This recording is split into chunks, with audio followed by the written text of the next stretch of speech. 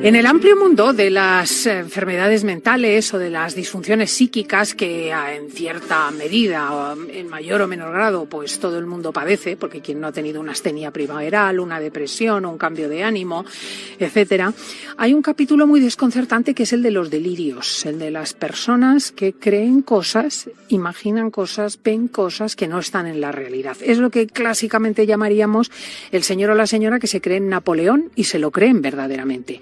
Vamos a ver cómo se puede vivir con esto, si tiene remedio, de dónde sale. Nos vamos al diván con Marian. Muy buenos días, Marian Rojas.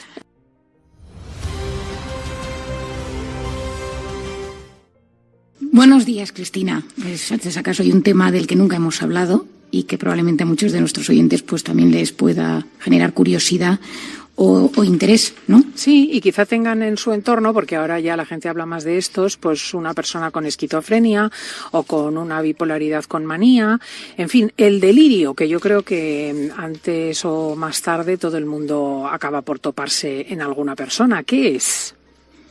Bueno, lo primero que tenemos que saber es que el delirio es un trastorno del contenido del pensamiento, que es resistente a algo evidente. Es decir, son falsas creencias. Esto es diferente a la alucinación, que es lo que la gente suele confundir, ¿no? ¿Tiene una alucinación o tiene un delirio? La alucinación es una percepción falsa. Entonces, por ejemplo, tú ves algo que no existe, tú sientes, tú oyes voces, lo clásico es escuchar voces, propio de la esquizofrenia o algunos trastornos psiquiátricos graves, y eso es una alucinación. En cambio, el delirio es cuando es el contenido del pensamiento el que se transforma.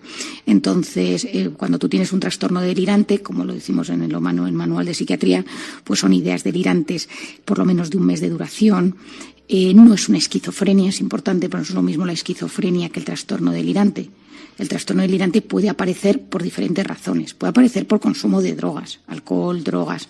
Puede producirse por dejar de consumirlas. El síndrome típico de abstinencia, que por ejemplo en el alcohol, el delirium tremens, que tiene este nombre, que seguro que a algún oyente le suena, que es que dejas de beber de golpe y de repente te empiezas a tener alucinaciones, o gente que ha bebido muchísimo en una intoxicación, que puedes tener delirios, o que hay gente que bebe mucho y deja de beber. Algunos fármacos pueden producir delirio, algunos ingresos con anestesia, cirugías cardíacas, estancias en la UCI, pues eso también pueden producir delirios, y esto a veces es bueno que uno lo sepa, porque personas, yo lo he visto algún caso en consulta últimamente, que han estado ingresados en el hospital, una operación complicada, en la UCI, una anestesia larga, y de repente empiezan con cuadros delirantes, ¿no? Y te empiezan a decir, y angustia muchísimo a la familia, porque claro, la típica frase de, pues estoy pensando en un paciente que me decía el otro día, ¿no? Se ha vuelto loco, ¿no? Y entonces esto es una cosa que no se debe decir nunca, porque no se debe hablar nunca así, pero es la sensación de pérdida de control. Fármacos, alcohol, drogas, abstinencia, algunas ACVs, accidentes cardiovasculares lo pueden producir. Y luego hay, por ejemplo, cambios metabólicos, pues una bajada brusca de sodio o de calcio. Otra cosa que puede suceder, y sobre todo en personas mayores, son infecciones de orina. O algunos tipos de infecciones en personas mayores producen cuadros delirantes. Yo he visto, me acuerdo muchas veces en urgencias del hospital, que cuando venía una persona mayor le pedía siempre una analítica de orina. Entonces yo me preguntaba, digo, bueno, si viene con un tema de la cabeza, que vamos a hacer una analítica de orina, bueno, pues que esos cambios metabólicos hipersensibles para los mayores producen cambios en su pensamiento. Y luego, por supuesto, falta de sueño, es decir, si una persona tiene sin dormir o está sin dormir días, semanas, o duerme muy mal, pues puedes provocarlo o potenciarlo si esa persona lo tiene. Si tienes una persona con un trastorno delirante, esa persona, si encima no duerme, esto se va a agudizar. Y luego situaciones de mucho estrés o de mucho dolor, situaciones de mucho dolor físico, psicológico que te lo pueden producir. Y luego, por supuesto que no lo meto aquí, las enfermedades o algunos trastornos psiquiátricos, pues desde algunas esquizofrenias, trastornos delirantes, trastornos bipolares, algunas depresiones pueden tener introducido. O sea que estas son las causas y hay que saberlo, ¿no? Sí. Y luego, ¿qué es esto? Bueno, como un ejemplo, para que la gente entienda de qué hablamos cuando decimos que alguien está delirando. Bueno, los principales tipos de delirio son el de celo, la celotipia, que es algo que a muchos les suena, que es la convicción total de que una persona te está siendo infiel. Yo tuve un caso esta semana de un paciente que estoy viendo que está absolutamente convencido que su pareja le está siendo infiel. Y entonces todo lo relaciona con esa infidelidad. Yo he llamado a su pareja, he hablado con ella, le he preguntado, nos hemos reunido, Y me dice, Marian, estoy preocupado porque esto es un tema delirante, es decir, es una cosa que no es real, pero se le ha metido el pensamiento, le distorsiona la realidad, la forma de ser, y está absolutamente convencido, y es una celiotipia del libro, ¿no? Otro delirio es el delirio de grandeza, que esto seguro que a alguno le suena, que es una valoración exagerada de poder, de uno de repente se cree, pero se cree pues que es alguien que viene a salvar a alguien, que tiene un poder especial para alguna cosa, y eso es el delirio de grandeza. Luego otro muy típico es el de persecución. Yo he visto varios a lo largo de mi vida que son pues gente que siente que la están persiguiendo, y entonces hay un complot de persecución por alguna razón, ¿no? También he visto uno esta semana, pues una persona que estaba en un barco de vacaciones con su pareja y sus hijos, y de repente sintió que había un grupo de personas del barco que venían a matarle. Y es un tipo que no tiene ninguna patología previa ni había consumido drogas, pero estaba muy estresado, es una persona muy controladora, y de repente sintió, hasta la angustia de que desde ahí me llamó y me dijo, oye, Marian, aquí hay gente que me quiere matar, pero no es lógico, y entonces ayúdame, ¿no? O sea, porque decía, aquí me está pasando algo. Qué lúcido. Bueno, es que hay algunos, esto es una cosa importante que tenemos que saber, y es que a veces, y esto es una cosa importante, a veces en esos delirios las personas tienen la capacidad de darse cuenta de que hay algo fuera de la realidad.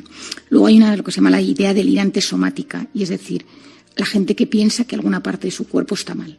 Pues que tiene una parte que no funciona bien, que tengo la nariz torcida, que la oreja. A veces estas personas acaban en los cirujanos plásticos, ¿no? Yo he tenido algún paciente, me acuerdo de uno que pues había operado unas 10 veces de la nariz, de la boca, del mentón, porque tiene la convicción de que está torcida su mandíbula. Y estos convencimientos, a veces delirantes, hacen que estas personas pues tengan problemas muy serios y trastornos corporales, porque estás absolutamente... De hecho, algunas anorexias acaban siendo delirantes y se las trata incluso pues con algún antipsicótico, porque es la medicación de los delirios, para ayudar a que estas personas vuelvan a tener el pensamiento ordenado, ¿no? Luego, la idea delirante erotomaníaca. Esto justo vi hace un mes a un caso de una paciente mía que está absolutamente convencida que hay un futbolista enamorado de ella y que en el fondo la sigue y tal, una historia que no se sostiene, pero tiene el convencimiento. Luego también hay delirios de que estás siendo controlado por alguna fuente externa, que los pensamientos no son propios, eso angustia muchísimo.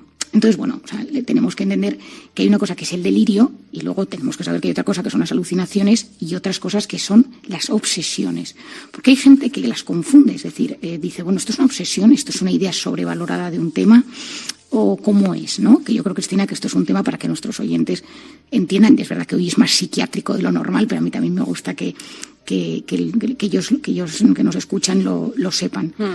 En las ideas obsesivas la puede aparecer en personas que jamás han tenido las personas una patología psiquiátrica. Puede ser gente un poco obsesiva, un poco desconfiada, pero son pensamientos o imágenes persistentes que se meten en la cabeza. Tengo que hacer esto, tengo que limpiar esto, tengo que hacer... pero es una obsesión, y uno es consciente de que eso le angustia y lucha contra ese pensamiento. Esa es la idea en cambio en el delirio uno no es tan consciente de esto en general y se ve arrastrado por el delirio y está convencido de esa realidad. Entonces, esto es una de las grandes diferencias entre uno y otro. ¿Y con todo esto qué podemos hacer? Bueno, pues como siempre, Cristina, lo primero de todo es buscar ayuda, ¿no? Y si uno nota que alguien de la familia tiene esto o que nos pasa, que pidamos ayuda, porque la ventaja es que en la psiquiatría, en la medicina interna, incluso en los neurólogos, médicos de cabecera, tienen mucha experiencia, porque es algo que puede aparecer desde una demencia hasta un cuadro farmacológico. Cuando tú en urgencias viene una persona de golpe con un delirio, te empiezas con analítica de sangre, incluso puedes hacer una resonancia magnética. Estoy pensando en un caso una vez que tenía un tumor cerebral y empezó con un delirio, ¿no? Y hay que ver por dónde viene. Y en general hay tratamiento. Es decir, tenemos que ser conscientes que pues a veces son tratamientos más largos, a veces tienen que tener tratamiento de por vida. Y luego una cosa que yo recomiendo, me ha pasado alguna ocasión con mi padre, algún paciente que he visto con él, pacientes que han tenido un delirio crónico, un trastorno delirante crónico, y de repente les quitas el delirio y esa persona se siente vacía. Es decir, si tu sentido de vida es pensar que alguien está enamorado de ti y que tú lo ves en todas partes, ese enamoramiento, y tú a esa persona le curas de ese delirio, le dejas un vacío existencial. Porque esa persona, su delirio es su vida. Entonces tienes que sustituirlo por... No, claro, pero si tú de repente estás absolutamente convencido que eres el Salvador, o que eres un superhéroe, o que lo que sea, y te lo quitan, eso llenaba tantísimo el comportamiento, el día, lo que uno hace, que cuando a uno se lo quitan hay que llenarlo de otra cosa.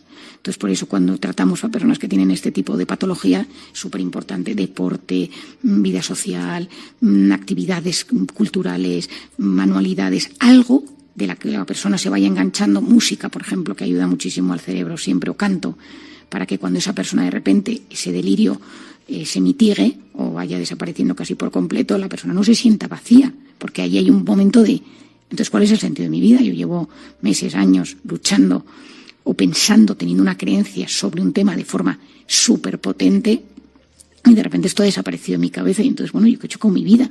Y entonces eso genera muchísima ansiedad, y hay que tener en cuenta que todo este tipo de delirios tiene mucha carga afectiva. Es decir, predomina, entra en nuestra cabeza y nos invade. Y entonces uno no lo puede controlar. No, es un tema, Cristina, bastante angustioso. ¿Y las personas que han padecido esto o que lo padecen en algún momento se pueden curar? Quiere decir, pueden llegar a tener una vida perfectamente lúcida y normal y equilibrada y trabajar como los demás. El tema es cuál es la razón. Es decir, si es porque esa persona tiene un trastorno bipolar, tiene una esquizofrenia, un trastorno delirante crónico, pues a veces esas personas ya han tenido un deterioro en su vida y les cuesta pues volver a esa vida 100% normal. Pero lo suyo es conseguir que esa persona tenga la vida lo más adaptada posible. Por otro lado, que esa persona sepa cuáles son las luces de emergencia cuando las cosas empiezan a ir mal. A mí me gusta cuando mis pacientes de repente me dicen, no, pues me llaman y me dicen, Marian, creo que estoy recayendo, porque este tema, estoy pensando en una paciente que tengo que tiene trastorno delirante crónico, que lo tiene pues en un 2/10, pero a veces, cuando no duerme, cuando llegan ciertas épocas del año, se reactiva y sube a un 6. Nunca ya sube a 10 como estuvo cuando yo la conocí, pero es verdad que ella se angustia, ¿no? Y dice, Marian, cuidado. Bueno, pues ayudar a que esas personas tengan conciencia de sí mismas y ayudarles, y que si tienes que tomar medicación, pues que no la dejes, ¿no? A veces es que tienes que tomar medicación de por vida y a veces no es fácil. Pues es precioso esto también, porque aprendemos a ir conviviendo con la enfermedad mental, de la que gracias a Dios cada vez se habla más. Marian Rojas, muchísimas gracias y muy feliz sábado todavía. Pues muchísimas gracias y, como siempre, un gran abrazo a nuestros oyentes. Adiós, adiós.